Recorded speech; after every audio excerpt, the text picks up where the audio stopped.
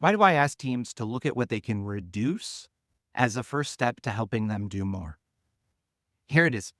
When you are in that fight or flight feeling, your body reacts to a lion chasing you and an angry email chasing you exactly the same way. And you have two brains, right? You have your strategic creative brain and you have your animal like resource scarcity brain.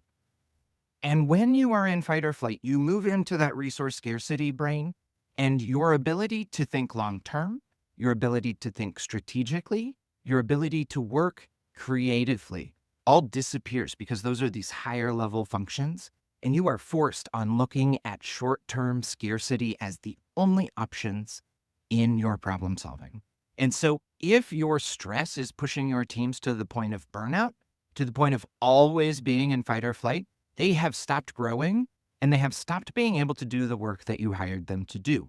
If your team is always in fight or flight, physiologically, they are unable to do the kind of work that you expect for them. And by not creating an environment where they can have rest, where they can recuperate, where they can actually like push and then rest and build, you are keeping them from providing the value that you hired them to do in your org.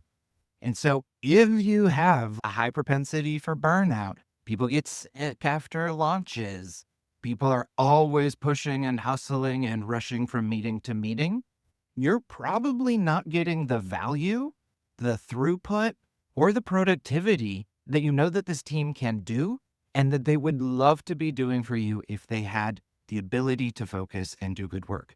This doesn't even begin to touch on the efficacy, quality, and engagement that you get when you actually do real creative strategy and build design and assets that are speaking to a specific user. That's a whole nother conversation about how are you showing up as a brand and are you talking to your customer at all? But when I'm asking you to grow, am I telling you to do less? It's really simple.